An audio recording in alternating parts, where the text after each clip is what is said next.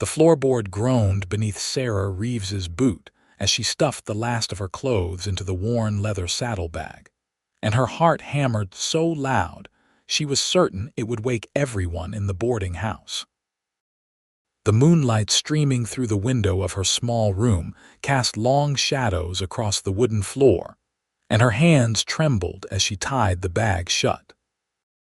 3 months in Williamsburg, Virginia had been 3 months too long, and tonight she would finally escape the suffocating grip of expectations and the whispers that followed her everywhere since her father's death. She had sold everything except what she could carry, purchased a train ticket to St. Louis with the last of her savings, and planned her departure for the darkest hours when the town slept and nobody would ask questions she had no desire to answer. Her father had been the town doctor, respected and beloved, but when he died suddenly 6 months ago, the vultures had descended. Creditors she never knew existed appeared with papers demanding payment for debts her father supposedly owed. The house she grew up in was seized and sold at auction. Her mother had passed when Sarah was just a child, leaving her with no family and nowhere to turn. At 22 years old, she found herself alone in a world that seemed determined to crush her spirit. The boarding house had been a temporary refuge, but Mrs. Patterson, the proprietor, had made it clear that Sarah's credit was exhausted. Either she paid the back rent by morning, or she would be out on the street regardless. Sarah refused to beg. She refused to marry Thomas Whitmore, the banker's son who had proposed with all the warmth of a business transaction, offering to clear her debts in exchange for a wife who would smile prettily and ask no questions about his frequent trips to the saloon and the company he kept there.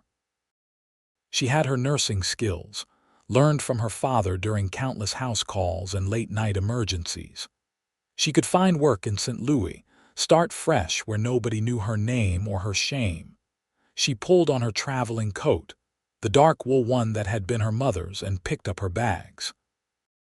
The train station was a mile walk through town, and the eastbound train departed at 4 in the morning. It was just past midnight now, giving her plenty of time to slip away unnoticed. She eased open her bedroom door, wincing at every creak, and stepped into the narrow hallway. The boarding house was silent except for the soft snoring coming from Mr. Henderson's room down the hall. She moved carefully, placing each foot with precision, her bag clutched tight against her chest. The stairs were the hardest part. Each step seemed to protest her departure with groans and squeaks that echoed through the sleeping house. She held her breath, pausing every few steps to listen for any sign of movement. Finally, she reached the bottom floor and the front door stood before her, her gateway to freedom. She reached for the handle, her fingers just brushing the cold metal. Going somewhere. Sarah's heart stopped. She spun around to find a tall figure blocking the doorway to the parlor, his broad shoulders filling the frame. Even in the dim light filtering through the windows, she recognized Nathan Edwards, the ranch hand who had been boarding at Mrs. Patterson's place for the past 2 weeks. He leaned against the doorframe with his arms crossed over his chest, his dark hair falling across his forehead, and his green eyes watching her with an intensity that made her skin flush despite her fear. "That is none of your concern," Sarah said, trying to keep her voice steady. "Please move aside." Nathan did not budge. Instead, he pushed off from the doorframe and walked toward her with the easy, confident gait of a man who spent his days in the saddle. He was perhaps 26 or 27, with the kind of rugged features that came from years of hard work under the sun. His white shirt was half unbuttoned, as though he had dressed hastily, and his suspenders hung loose at his sides. "It is past midnight," Nathan said quietly, stopping a few feet away from her. "You are planning to walk through town alone in the dark." "I can take care of myself," Sarah replied, lifting her chin defiantly. I have done so for months now. I do not doubt that. Nathan's voice was gentle, lacking any condescension. But there are men who wait in the shadows for young women traveling alone, men who would not hesitate to rob you, or worse, at least wait for daylight.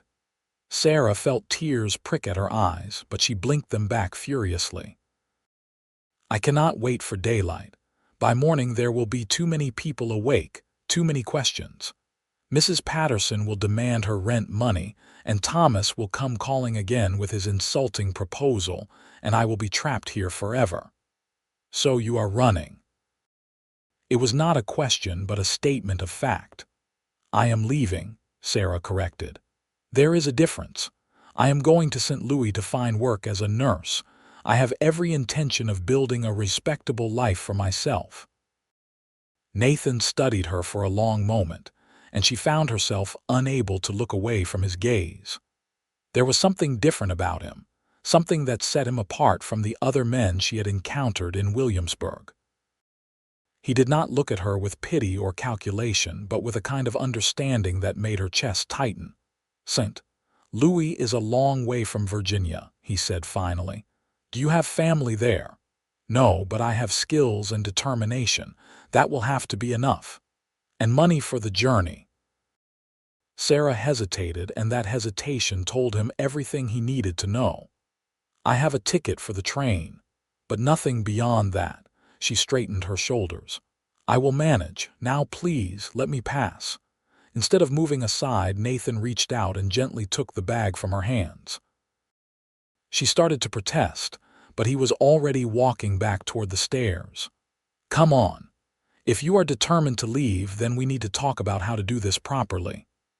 We do not need to do anything, Sarah said, following him because she had little choice if she wanted her bag back.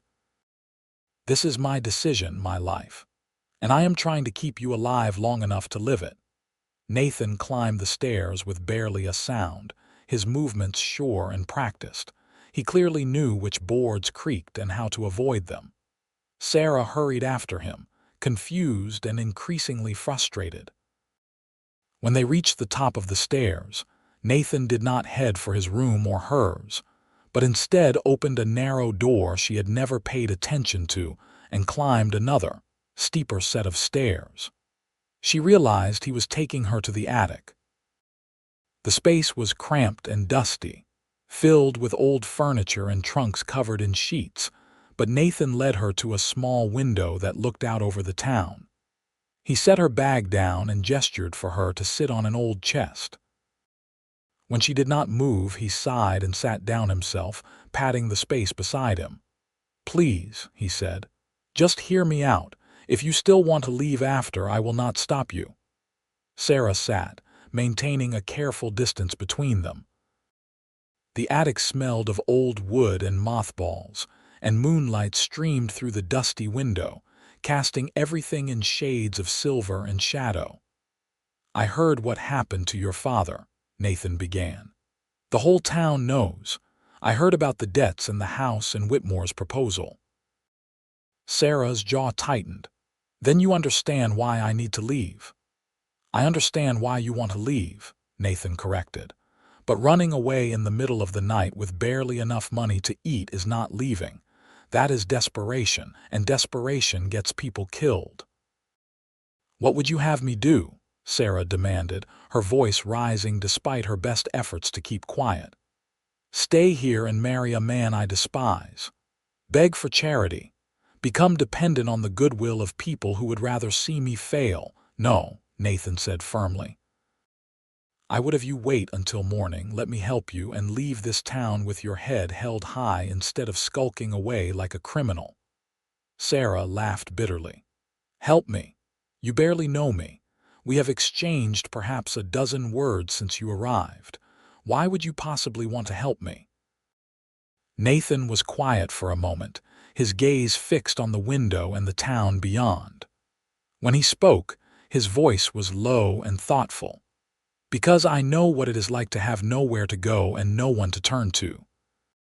Because I see you at breakfast every morning, sitting alone with your shoulders squared like you are facing down an army, and I admire that strength.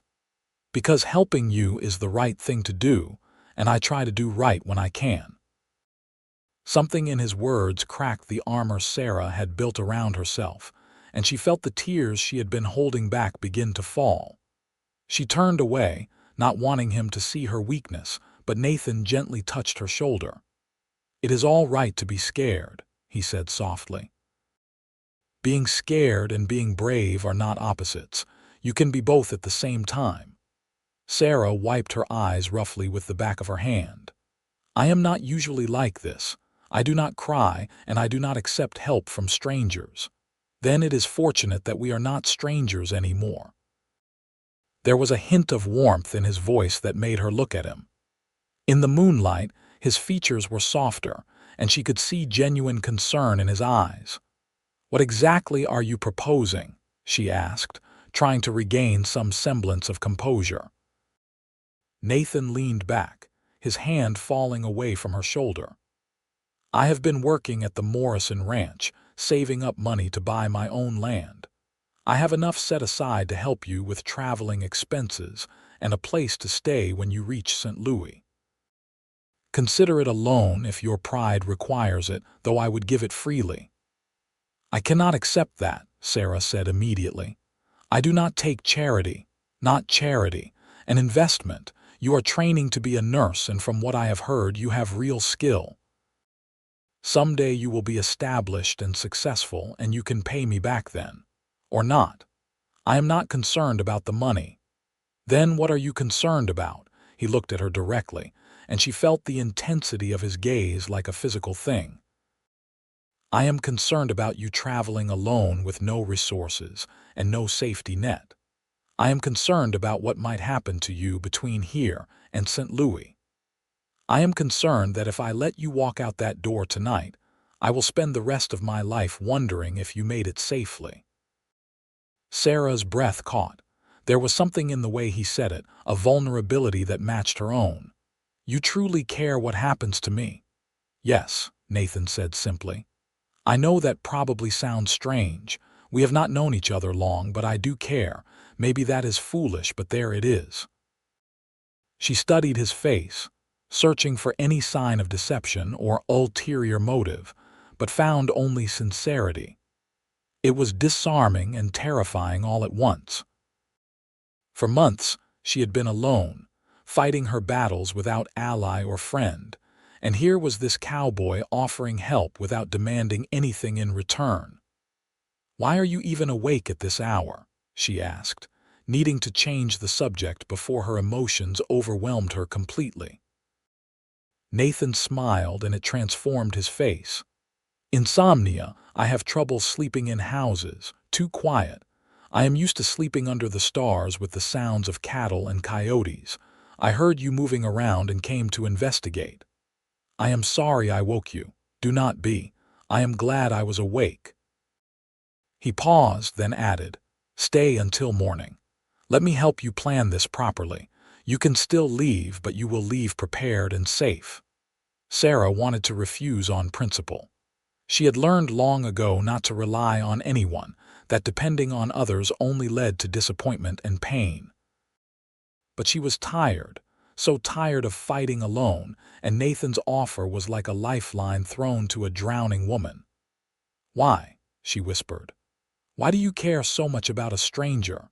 Nathan reached out and gently tucked a strand of hair behind her ear, his fingers barely brushing her cheek. The gesture was so tender it made her heart ache. "Maybe because I see myself in you. When I was 18, my parents died in a fire. I lost everything and spent the next 8 years drifting from town to town, taking whatever work I could find. Nobody helped me. Nobody offered a kind word or a hand up. I survived, but it was hard and lonely, and there were times I almost gave up. If I can spare you some of that hardship, then maybe all those difficult years meant something." Sarah felt something shift inside her, like a wall beginning to crumble. "I do not know what to say. Say you will wait until morning. Say you will let me help." She took a shaky breath. The train ticket in her pocket felt like both a promise and a burden. If I stay until morning, Mrs. Patterson will demand her rent. Thomas will likely call on me again. The whole town will be watching. Then let them watch, Nathan said with quiet conviction. You have done nothing wrong. You have nothing to be ashamed of. Your father's debts were not your responsibility, and you owe this town nothing. The law does not see it that way. The law is wrong sometimes. Nathan stood and offered her his hand. Come on, you need rest. In the morning, we will figure out the details. Sarah looked at his outstretched hand for a long moment before placing her palm in his. His grip was warm and calloused, the hand of a working man, and it made her feel steadier somehow. He pulled her to her feet and picked up her bag. Where are we going? She asked as he headed for the attic stairs. Back to your room. You are going to sleep for a few hours, and then when the sun rises, we are going to have breakfast and make a real plan. And if Mrs. Patterson demands payment, I will handle Mrs. Patterson, Nathan said with a confidence that made her almost believe him. They descended the narrow stairs carefully, and Nathan walked her back to her room. He handed her the bag and stepped back, maintaining a respectful distance. Try to rest, he said softly. I will knock on your door when it is time for breakfast. Nathan, Sarah said as he turned to leave. He looked back at her and she struggled to find the words to express what she was feeling. Thank you for stopping me, for caring. His smile was gentle. Get some sleep, Sarah. Tomorrow is a new day. After he left, Sarah sat on her bed fully clothed, her bag at her feet, and tried to process everything that had just happened. She had been so certain of her plan, so determined to leave in the darkness. And then Nathan had appeared like some kind of guardian angel and offered her something she had not expected. Genuine kindness without strings attached. She lay down on top of the covers, too wired to undress, and stared at the ceiling. Her mind raced with questions and possibilities. Could she trust him? Was this real, or would he reveal some hidden agenda in the morning? And why did the thought of seeing him again make her heart beat faster in a way that had nothing to do with fear? Eventually, exhaustion won out over anxiety, and she drifted into a fitful sleep filled with dreams of trains and open roads and green eyes that seemed to see straight through to her soul. A knock on her door woke her just as the first rays of sunlight were painting the sky pink and gold. Sarah sat up, disoriented for a moment, before remembering where she was and what had transpired in the night. She stood quickly, smoothing down her rumpled dress and running her fingers through her tangled hair. When she opened the door, Nathan stood in the hallway, freshly shaved and dressed in clean work clothes, his hat in his hands. Good morning, he said. How did you sleep? Not particularly well, Sarah admitted, but better than I expected. Come down to breakfast, we can talk there. Sarah followed him down to the dining room where Mrs. Patterson was setting out plates of eggs, bacon, and biscuits. The older woman looked up as they entered, her eyes narrowing suspiciously when she saw Sarah. Miss Reeves, she said coldly. I trust you have not forgotten our conversation about the rent. Before Sarah could respond, Nathan stepped forward. Mrs. Patterson, I would like to settle Miss Reeves's account. How much does she owe? The landlady's eyebrows shot up. $35 for the past 5 weeks. Nathan reached into his pocket and pulled out a leather wallet, counting out the bills. $35. And I would like to pay for an additional 2 weeks in advance to ensure Miss Reeves has time to make proper arrangements. Mrs. Patterson's expression shifted from suspicion to surprise to calculation. She took the money, counted it carefully, and nodded. Very well. Miss Reeves's account is settled. Sarah felt her cheeks burn with embarrassment and something else she could not quite name. Nathan, you should not have done that. Sit down and eat, Nathan said, pulling out a chair for her. We can discuss it after breakfast. They ate in silence, though Sarah could barely taste the food.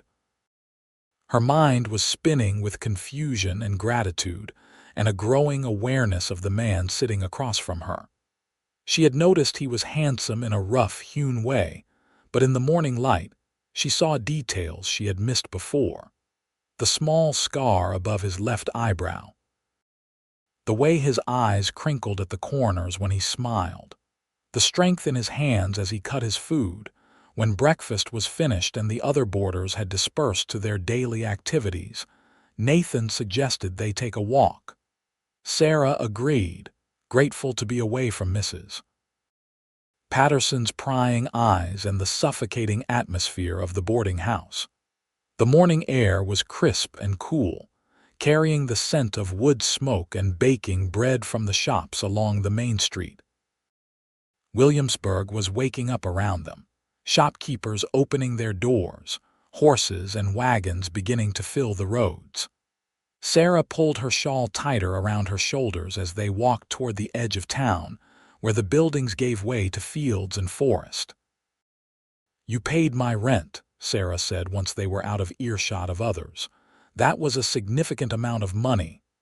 "I have been saving for a while," Nathan replied. "I can afford it. But why would you spend your savings on me? You are saving for land for your own future." Nathan stopped walking and turned to face her. "Sarah, I meant what I said last night. I want to help you.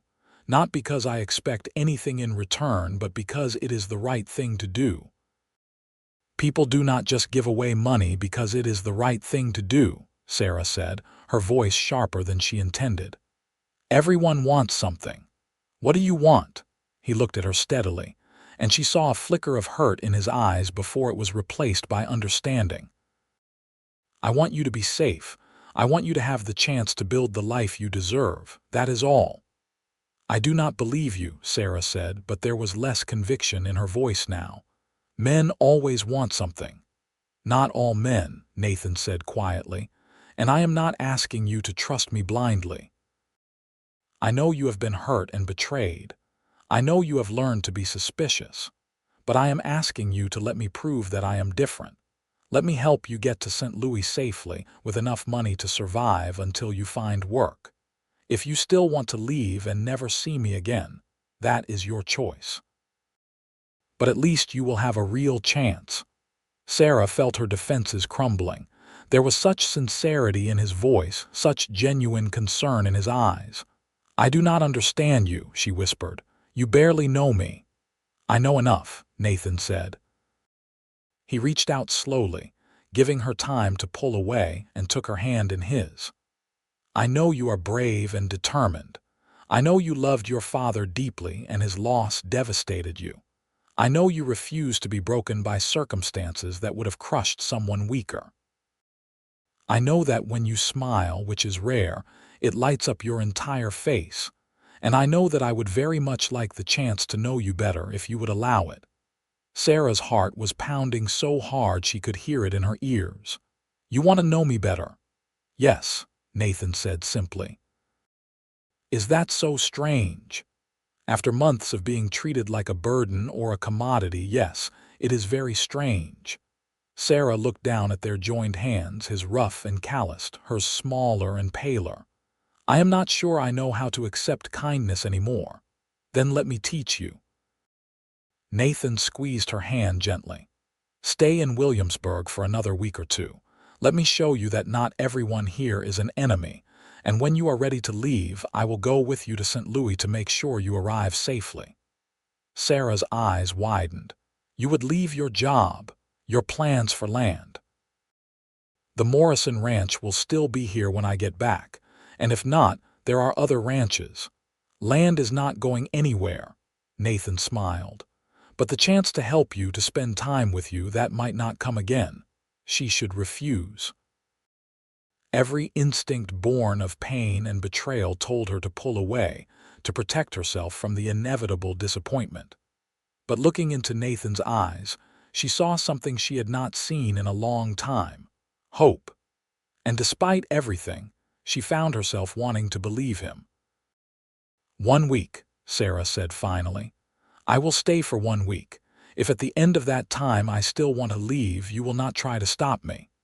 "Agreed," Nathan said, and his smile was so warm it made her stomach flutter. "1 week to convince you that Williamsburg might not be so terrible after all." "That is a tall order," Sarah said, but there was a hint of humor in her voice now. "I have always enjoyed a challenge." Nathan released her hand, though she noticed he did so reluctantly. "Come on, let me show you some parts of town you might not have seen." Over the next few days, Nathan proved to be as good as his word. He escorted Sarah around Williamsburg, showing her places she had walked past 100 times without really seeing. They visited the market where farmers sold fresh produce and craftsmen displayed their wares. Nathan introduced her to people she had only known by sight, and she was surprised to discover that not everyone viewed her with suspicion or pity. There were kind faces and warm greetings, people who remembered her father fondly and were sorry for her loss. Nathan took her to the Morrison Ranch where he worked, a sprawling property with hundreds of head of cattle and horses. The owner, Mr. Morrison, was a gruff man in his 60s with a weathered face and sharp eyes, but he treated Nathan with respect and was courteous to Sarah. "Your father once saved my wife's life," Mr. Morrison told her as they stood watching the horses in the corral. "She had a fever that would not break, and he stayed up with her 3 nights straight until it passed. I never got to properly thank him before he died. I am sorry for that." Sarah felt tears prick her eyes. "Thank you for telling me. I did not know. Your father was a good man. He helped a lot of people in this town, often without payment. Those of us who remember will not forget." Mr. Morrison glanced at Nathan. "You are in good hands with this one. He is one of the best men I have ever employed." Nathan looked embarrassed by the praise, and Sarah found it endearing. As they walked back toward town, she realized she was beginning to see him not just as a kind stranger, but as someone she genuinely enjoyed spending time with. He was easy to talk to, with a dry sense of humor that caught her off guard and made her laugh despite herself. He listened when she spoke, really listened, and his responses were thoughtful and genuine. On the 4th day of her extended stay, Thomas Whitmore appeared at the boarding house. Sarah was in the parlor mending a tear in one of her dresses when Mrs. Patterson announced his arrival. Her stomach sank as Thomas entered the room, his blonde hair perfectly combed, his suit expensive and well-tailored. He was handsome in a polished way, but his eyes were cold. "Miss Reeves," Thomas said with a smile that did not reach his eyes, "I have come to call on you." "Mr. Whitmore," Sarah replied stiffly, setting aside her mending. "This is unexpected." "Is it? I have been calling on you regularly for weeks now." Thomas sat down without being invited, crossing his legs with practiced ease. "I heard that your financial situation has improved. Something about a ranch hand paying your debts." Sarah felt heat rise to her cheeks. "Mr. Edwards was kind enough to assist me during a difficult time." "How generous of him." Thomas's tone suggested anything but admiration. "I suppose you are aware that such generosity often comes with expectations. If you are implying something improper, I would ask you to leave," Sarah said coldly. "I am implying nothing. I am merely concerned for your reputation." Thomas leaned forward, his expression hardening. "You are a young woman alone in the world, Sarah. You need protection, stability. I can offer you that." "What you offered was a business arrangement," Sarah said. "You wanted a wife who would be grateful enough not to question your affairs or your character. I declined then, and I decline now." Thomas's jaw tightened.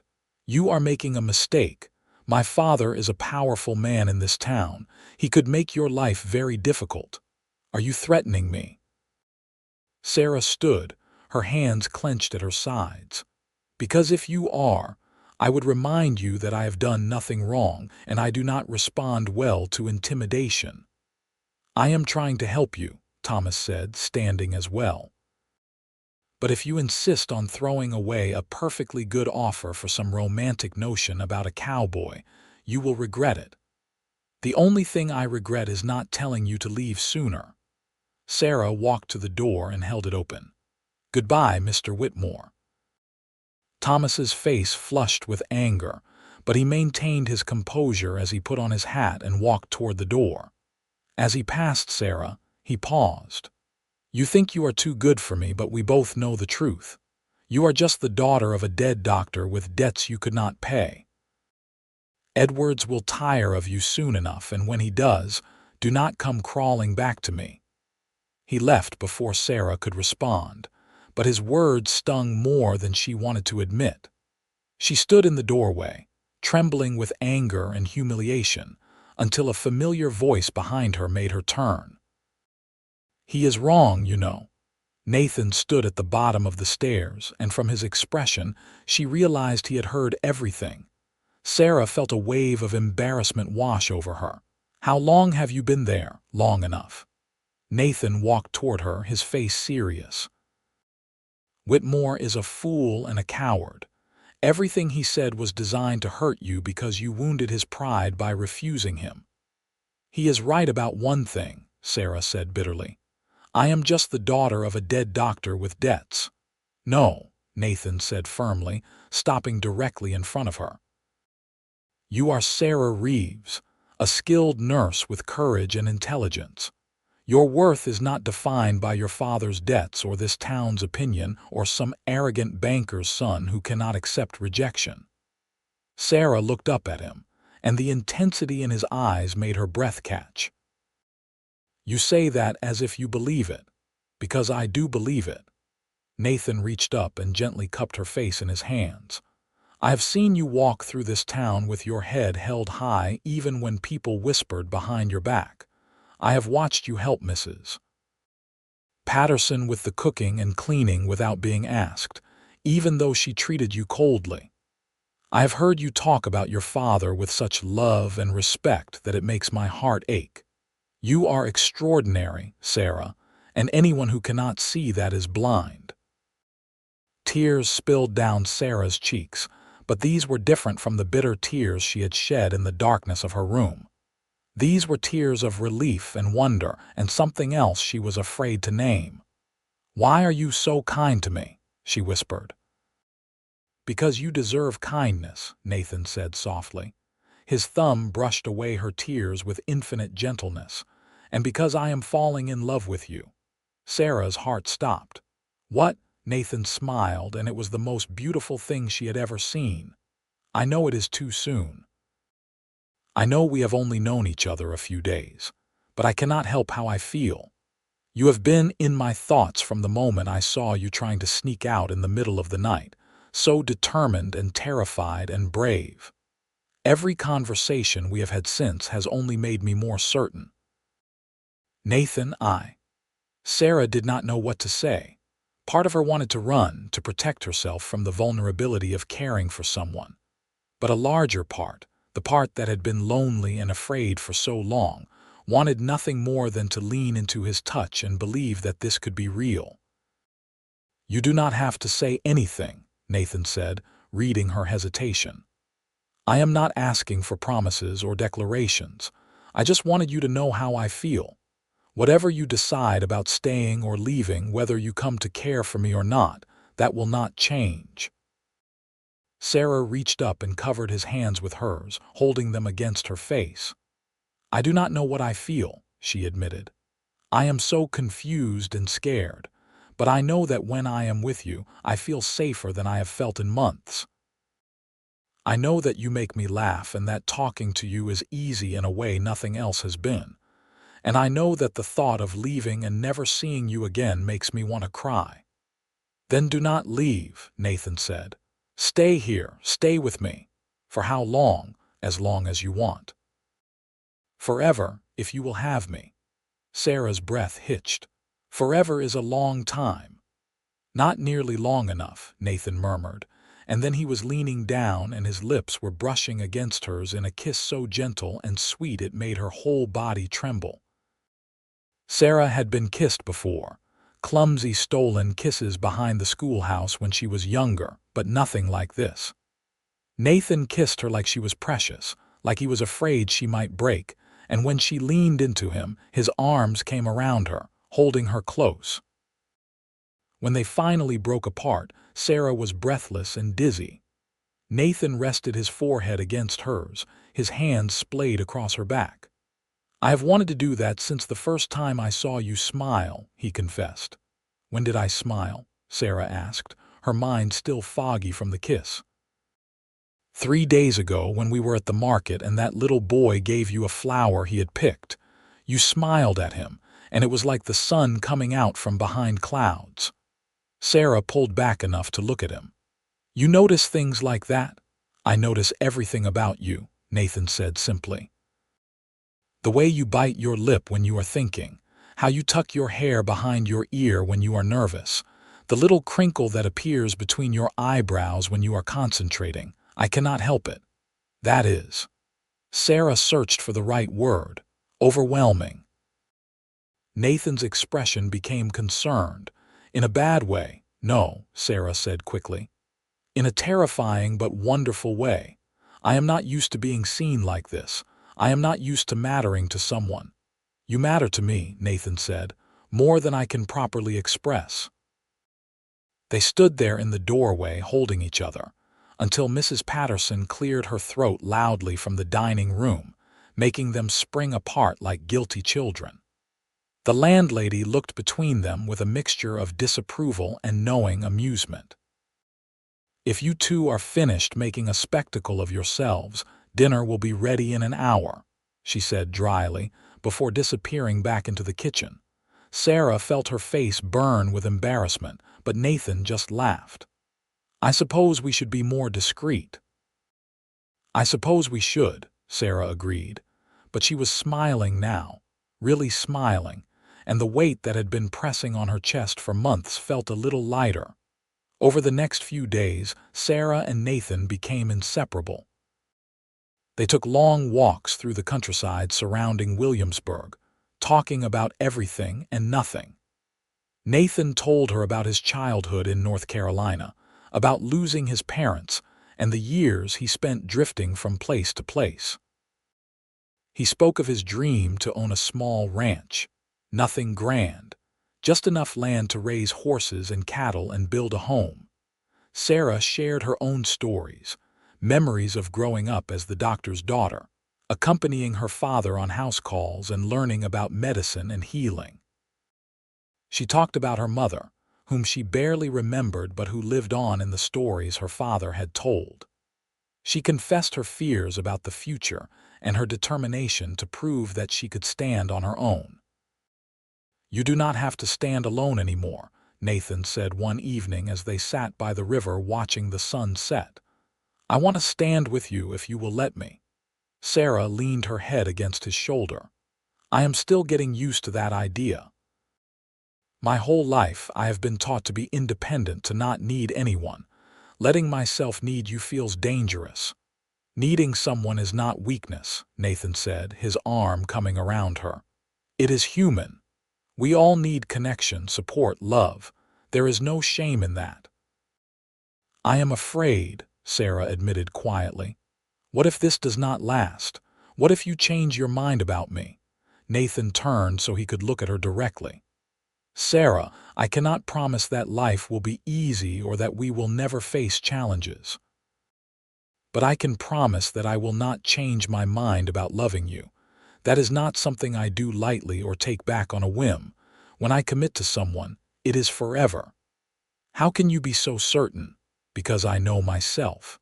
I have had 8 years to figure out who I am and what I want. I want a home, a family, a partner to share my life with. I want someone strong and intelligent, someone who challenges me and makes me want to be better. I want you, Sarah, not someday, not maybe, now, always." Sarah's eyes filled with tears. "I think I am falling in love with you too," she whispered. "That terrifies me, but it is true." Nathan's smile was radiant. He pulled her close and kissed her deeply, pouring all his feelings into the connection between them. When they finally broke apart, the sun had dipped below the horizon, and the first stars were appearing in the darkening sky. "Will you stay?" Nathan asked.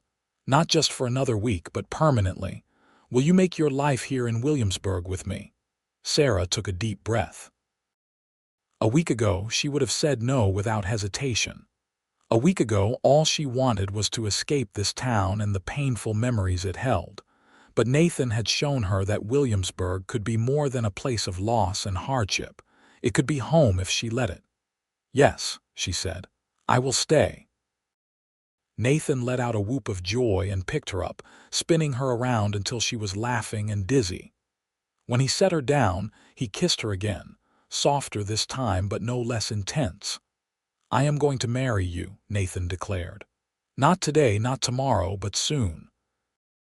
I am going to build us a house and fill it with love and laughter, and I am going to spend every day showing you how much you mean to me." "That sounds like a good plan," Sarah said, her heart so full she thought it might burst. "Though I have one condition." "Anything." "I want to continue my nursing work. I want to help people the way my father did. I need that purpose in my life." "Of course," Nathan said without hesitation. "I would never ask you to give up something that important to you. In fact, I think this town needs a good nurse. There has not been anyone with medical training since your father passed. You could fill that role beautifully." Sarah felt another piece of her heart settle into place. "You really do understand me." "I try," Nathan said with a grin. "Now come on, we should head back before Mrs. Patterson sends out a search party." They walked back to town hand in hand, and Sarah felt like she was floating.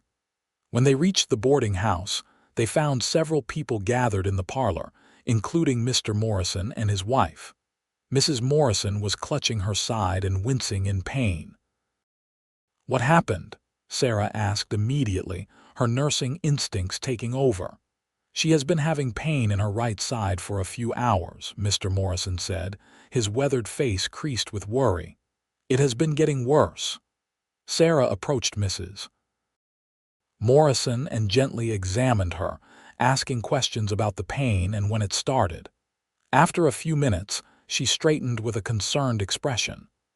"I believe it may be her appendix," Sarah said. "She needs surgery and soon, or it could rupture." "The nearest surgeon is in Richmond," Mr. Morrison said. "That is a day's journey at least." "She might not have that long," Sarah said. She looked at Nathan, then back at Mr. Morrison. "I have assisted my father with appendectomies before. I know the procedure. If you trust me, I can attempt it." Mr. Morrison's eyes widened.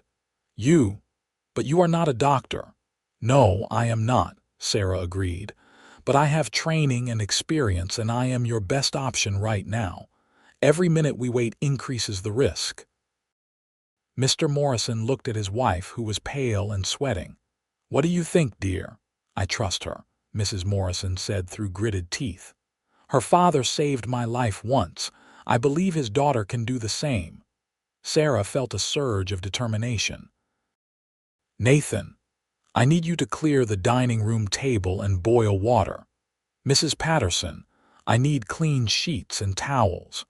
Mr. Morrison, I need you to find me the sharpest knife in this house and sterilize it in boiling water for 5 minutes." Everyone sprang into action, following Sarah's instructions without question. She retrieved the medical bag her father had left her, the one she had planned to take to St. Louis, and laid out the instruments she would need. Her hands were steady as she prepared, all her fear and doubt falling away in the face of this urgent need. Nathan stayed by her side throughout the procedure, handing her instruments and providing steady support. Sarah worked with intense concentration, her father's teachings guiding her hands. The surgery was delicate and nerve-wracking, but she had done this before under her father's supervision, and the knowledge was still there, embedded in her muscle memory. 2 hours later, Sarah stepped back from the table, exhausted but relieved. "It is done." The appendix was inflamed but had not ruptured. She should recover fully with proper rest and care. Mr. Morrison, who had been pacing anxiously in the parlor, rushed in. "Is she all right?" "She will be fine," Sarah assured him. "She needs to rest for a few weeks and avoid heavy lifting, but she should make a complete recovery." The older man's eyes filled with tears.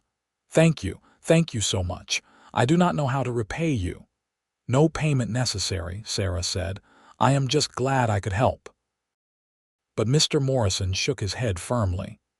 "Your father would never accept payment from us, but I will not make that mistake with you. You saved my wife's life tonight. That deserves proper compensation. Over the next week, as Mrs. Morrison recovered in one of the boarding house rooms under Sarah's careful supervision, word spread through Williamsburg about what Sarah had done. People who had been cold or indifferent suddenly remembered her father's kindness and extended that same courtesy to his daughter. Patients began seeking her out for various ailments, and Sarah found herself becoming the town's unofficial nurse. Nathan watched with pride as Sarah blossomed in her role. The shadows that had haunted her eyes began to fade, replaced by a sense of purpose and belonging. She smiled more, laughed more, and the love between them deepened with each passing day. 6 weeks after the night Sarah had tried to leave, Nathan took her back to the river where they had watched the sunset. The autumn air was crisp, and the leaves were turning brilliant shades of red and gold. Nathan seemed nervous, which was unusual for him, and Sarah wondered what was on his mind. "Sarah," Nathan began, taking both her hands in his, "these past weeks with you have been the happiest of my life. You have shown me what it means to truly share your life with someone, to build something together. I love you more than I knew it was possible to love another person." Sarah's heart began to race as Nathan reached into his pocket and pulled out a small box. He opened it to reveal a simple gold band with a small diamond, modest but beautiful. "This ring belonged to my mother," Nathan said. "It is the only thing I have left of her. I want you to have it. Sarah Reeves, will you marry me? Will you be my wife and partner and best friend for the rest of our lives?" Tears streamed down Sarah's face, but these were tears of pure joy. "Yes," she said, her voice breaking with emotion. "Yes, I will marry you." Nathan slipped the ring onto her finger, and it fit perfectly, as though it had been made for her. He pulled her into his arms and kissed her deeply, and Sarah felt like everything in her life had been leading to this moment. They were married a month later in a small ceremony at the local church. Mrs. Patterson cried and fussed over Sarah's dress, which had been her mother's wedding gown carefully altered to fit. Mr. and Mrs. Morrison attended, along with many of the townspeople Sarah had helped over the past weeks. Even Thomas Whitmore made an appearance, though he left early and did not speak to the bride or groom. Nathan had been saving money for land, but he and Sarah decided to use those funds to purchase a small house on the edge of town instead. It was modest, just 3 rooms and a kitchen, but it was theirs. Sarah set up a room as a clinic where she could see patients, and Nathan continued working at the Morrison Ranch while slowly building up their savings again. Their first year of marriage was not easy.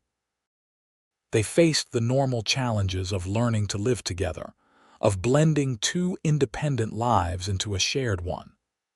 Money was tight, especially after Sarah used much of her earnings to pay back the creditors who had claimed debts against her father. Nathan never complained, working long hours at the ranch and taking odd jobs when he could find them. But through all the challenges, their love remained constant. Nathan was patient and supportive, encouraging Sarah's nursing work even when it meant she was called away at odd hours for emergencies. Sarah learned to accept help and support, to share her burdens instead of carrying them alone.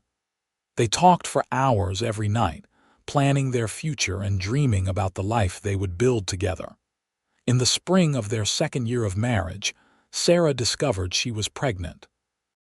Nathan was overjoyed, his excitement infectious. He immediately began making plans to add another room to their small house, working every spare moment to prepare for their growing family. "I hope it is a boy," Nathan said one evening as they sat on their front porch watching the sunset. His hand rested on Sarah's growing belly, feeling the baby move. "I want to teach him to ride and rope and work with horses." "And if it is a girl?" Sarah asked with amusement. "Then I will teach her to ride and rope and work with horses," Nathan said without missing a beat. "Though I suspect she will be as stubborn and brilliant as her mother, which means she will probably teach me a thing or two instead." Sarah laughed and leaned against him. "I love you, Nathan Edwards." "I love you too, Sarah Edwards." Nathan kissed the top of her head. "Thank you for staying that night. Thank you for giving us a chance." "Thank you for blocking the door," Sarah said. "Thank you for seeing me when I felt invisible, for caring when I thought no one did, for loving me when I did not know how to love myself." Their son was born on a warm September evening, healthy and strong with his father's green eyes and his mother's dark hair. They named him Samuel, after Sarah's father, and he became the center of their world. Nathan was a devoted father, patient and loving, and watching him with their son made Sarah fall in love with him all over again. Sarah continued her nursing work, though she reduced her hours to care for Samuel. The town had come to depend on her skills, and she took pride in following in her father's footsteps. She treated injuries, delivered babies, and provided comfort to the sick and dying. People paid what they could, sometimes in money and sometimes in goods or services, and Sarah never turned anyone away. Nathan eventually saved enough to purchase a small piece of land adjacent to their property, where he began raising horses. He had a gift with the animals, a patience and understanding that made him successful. Word spread about the quality of Nathan Edwards's horses, and buyers came from surrounding counties to purchase from him. Their second child, a daughter they named Emma, arrived 3 years after Samuel. She was a Spitfire from the start, with her father's adventurous spirit and her mother's determination. Nathan doted on both his children, and Sarah often found herself watching them play together and marveling at how much her life had changed. 5 years after their wedding, on a crisp autumn evening much like the one when Nathan had proposed, they sat together on their porch watching Samuel and Emma chase fireflies in the yard. Their house had grown over the years, expanding to accommodate their family. Sarah's clinic was now a separate building, staffed by a young woman Sarah was training. Nathan's horse business was thriving, and they had built a comfortable life together. "You ever regret it?" Nathan asked suddenly. "Staying here instead of going to St. Louis?" "You could have had a career in a big city, more opportunities." Sarah looked at him in surprise. "Not for a single moment. Everything I wanted, everything I needed was right here. I just did not know it until you showed me." "I think about that night sometimes," Nathan said. "What would have happened if I had let you leave? If I had stayed in my room and ignored the sounds of you packing?" "I would have gotten on that train and gone to St. Louis," Sarah said. "I probably would have found work eventually and built some kind of life. But it would have been a lonely life, missing something essential even if I did not know what." "I am glad I blocked that door," Nathan said. "So am I." Sarah took his hand and squeezed it. "So am I." Samuel ran up to the porch, his jar full of captured fireflies glowing in the darkness. "Look, Papa, I caught 12. "That is impressive," Nathan said, ruffling his son's hair. "But remember, we have to let them go before bed. They need to be free." "I know," Samuel said seriously. "Miss Mama taught me that. Just because we can catch something does not mean we should keep it." Sarah smiled at her son's mangled grammar and the wisdom behind his words. It was a lesson she had taught him after he had tried to keep a baby bird he had found, but it applied to so much more than just fireflies and birds. Freedom was precious, and love that tried to cage or control was not really love at all. Emma toddled up behind her brother, her own jar containing just 3 fireflies, but she was no less proud. "Look, Mama, they are glowing." "They are beautiful, sweetheart," Sarah said, pulling her daughter onto her lap. "Just like you." That night, after the children were tucked into bed and the fireflies released back into the darkness, Nathan and Sarah lay together in their room. The window was open, letting in the cool night breeze and the sounds of crickets and distant cattle. "I want to tell you something," Nathan said, his arms wrapped around Sarah. "Something I have never told anyone." "What is it?" Sarah asked, turning to face him. "That night when I stopped you from leaving, it was not entirely by chance that I was awake. I had heard you the night before, pacing in your room, and I suspected you were planning something. I kept watch that night specifically because I was worried about you." Sarah pulled back to look at him. "You knew I was going to try to leave, I suspected," Nathan admitted. "You had the look of someone ready to bolt. I recognized it because I had worn that same look many times myself. I could not let you go without at least trying to help. So you planned to intercept me." "Yes," Nathan said. "I know it probably seems manipulative, but I was genuinely concerned. I had been watching you for weeks, seeing how you struggled alone, and I wanted to do something but did not know how to approach you without seeming presumptuous." Sarah considered this for a moment, then smiled. "I suppose I should be angry that you manipulated the situation, but I cannot bring myself to be. If you had not stopped me, I would have missed out on the best thing that ever happened to me. So you forgive me for interfering." "There is nothing to forgive," Sarah said, kissing him softly. "You saved me that night, Nathan.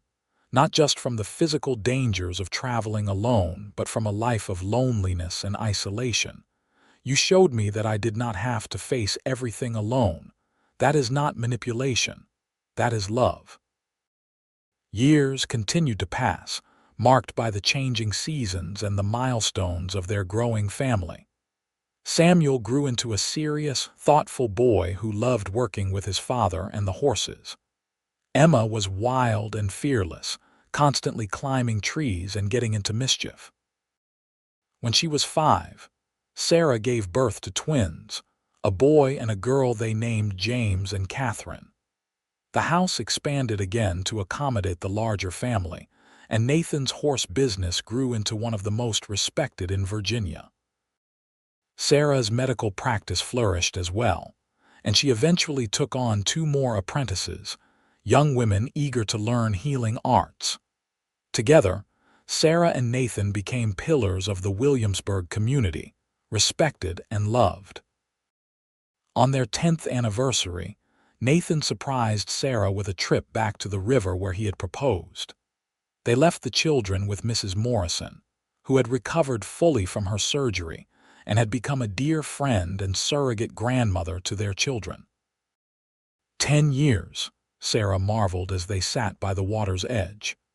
"Sometimes it feels like we just met yesterday, and other times it feels like we have been together forever."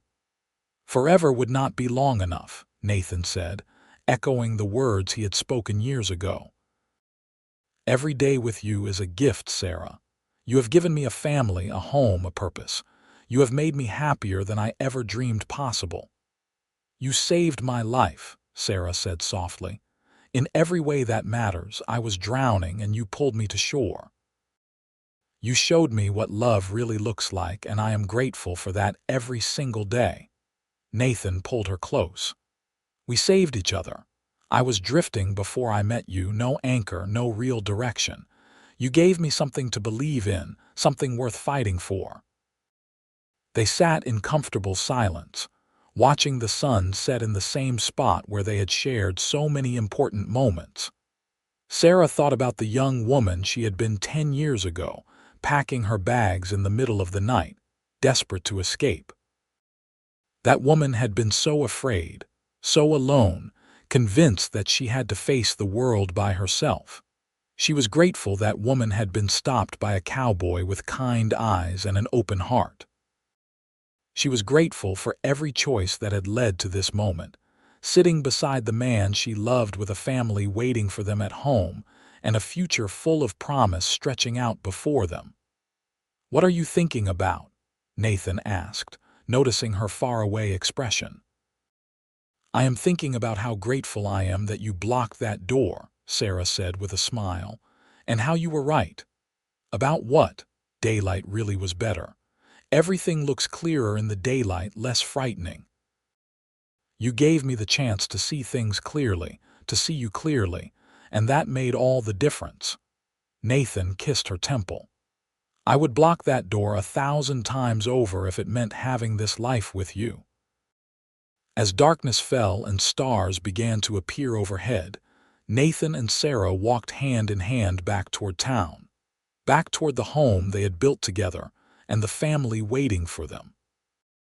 The journey that had begun on a dark night with a terrified young woman and a concerned cowboy had led to something beautiful and lasting. Sarah never regretted staying. Not when money was tight, or when challenges arose, or when the demands of family and work felt overwhelming. Because through it all, she had Nathan by her side, steady and loving, her partner in every sense of the word. Their children grew up watching their parents love, learning from their example what marriage and partnership should look like. Samuel became a veterinarian, combining his love of animals with medical knowledge he learned from his mother. Emma shocked the family by becoming a lawyer, determined to fight for justice and defend those who could not defend themselves. James took over his father's horse business, expanding it even further, while Catherine followed in Sarah's footsteps and became a doctor, the first woman doctor in Virginia. As Nathan and Sarah grew older, their love only deepened. They faced losses together, including the death of Mrs. Patterson and Mr. Morrison, and celebrated triumphs together as their children married and had children of their own. Their house remained full of life and laughter, grandchildren running through the halls where their own children had once played. On their 30th anniversary, surrounded by their children and grandchildren, Nathan stood and raised his glass in a toast. His hair was silver now, and lines marked his face, but his eyes still held the same warmth and love they had held 3 decades earlier. "To my wife," Nathan said, his voice strong and clear. 30 years ago, I made the best decision of my life when I blocked a door and convinced a stubborn, beautiful young woman to wait for daylight. Sarah, you have been my partner, my best friend, my greatest love. You have given me a life beyond my wildest dreams, and I thank God every day that you said yes." Sarah stood beside him, her own hair streaked with gray but her spirit as strong as ever. "To my husband," she said, taking his hand, "who saw me when I felt invisible, who loved me when I did not know how to love myself, who showed me that asking for help is not weakness but strength. Nathan, you are the best man I have ever known, and loving you has been the greatest adventure of my life." Their children and grandchildren applauded, and Sarah and Nathan kissed to much cheering and good-natured teasing. Later that night, after everyone had gone home and the house was quiet, they sat together on their porch, a tradition they had maintained throughout their marriage. "Do you remember what you said to me that night?" Sarah asked. "When you found me trying to leave?" "I said a lot of things that night," Nathan replied with a smile. "You said at least wait for daylight. Such simple words, but they changed everything." "Sometimes the simplest words are the most powerful," Nathan said. "I am just glad you listened. I am glad you cared enough to speak them." Sarah rested her head on his shoulder, feeling the steady rhythm of his heartbeat. "I love you, Nathan Edwards, today, tomorrow, always." "And I love you, Sarah Edwards, forever and beyond." They sat together as the stars came out one by one, filling the sky with light. The same stars that had watched over them on that fateful night 30 years ago, when a scared young woman had packed her bags and a concerned cowboy had blocked her way. The same stars that had witnessed every triumph and challenge, every moment of joy and sorrow, every day of a life built together through love and commitment.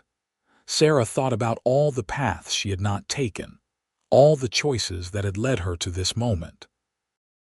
If Nathan had not stopped her, if she had boarded that train to St. Louis, her life would have been completely different. She might have found success and satisfaction, but she would have missed this, the deep, abiding love that had sustained her for 30 years and showed no signs of fading. In her darkest moment, when she had felt most alone and hopeless, Nathan had appeared like an answer to a prayer she had not known how to voice. He had offered not just help but understanding, not just kindness but genuine love. He had seen past her fear and pain to the strong, capable woman beneath, and he had helped her see that woman too. Years later, when their grandchildren asked about how they met, Sarah and Nathan would tell the story of that midnight encounter. They told of a young woman trying to run from her problems and a cowboy who convinced her to stay and face them instead. They spoke of love that grew from unlikely beginnings, of trust built slowly and carefully, of commitment that weathered all storms. The moral of the story, Nathan would always say, is that sometimes the best things in life happen when we are brave enough to wait for daylight, to see things clearly before making hasty decisions. And sometimes, Sarah would add with a smile, the best things happen when someone who cares about you blocks the door and refuses to let you make a mistake. Their love story became legendary in Williamsburg, passed down through generations as an example of how compassion and courage can change lives. The house they built together stood for over a century, eventually becoming a historical landmark. Sarah's clinic grew into a proper hospital that bore her name, and Nathan's horse ranch became one of the most successful in the state. But beyond the tangible legacies they left behind, Nathan and Sarah's greatest gift was the love they shared and the family they built. Their children grew up secure in their parents' love, learning by example how to be good partners and parents themselves. Their grandchildren and great-grandchildren carried forward the values of kindness, determination, and love that Nathan and Sarah had embodied. As they entered their final years together, Nathan's health began to decline. He faced his mortality with the same calm courage he had faced everything else in life, and Sarah remained by his side every moment, just as he had remained by hers through every challenge and triumph.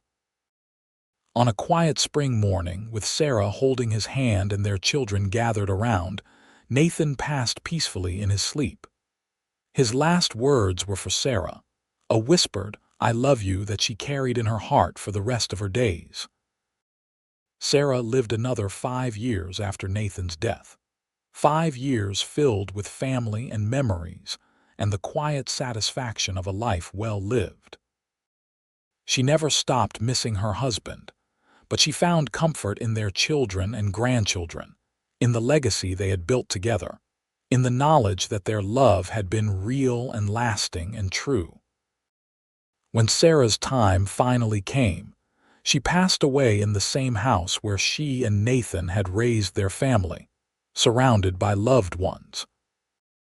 Her last thoughts were of that night so many years ago when she had tried to leave in darkness and despair, and of the cowboy who had blocked her way and changed her life forever.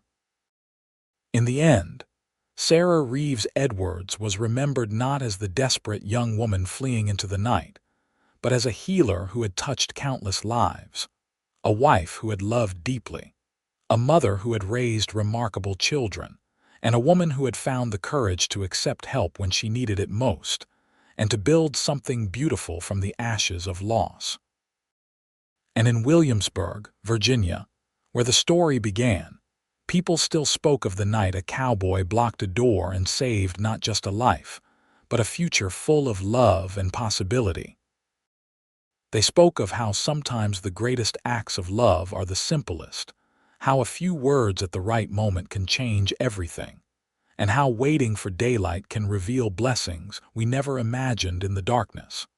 The story of Sarah and Nathan became more than just a love story.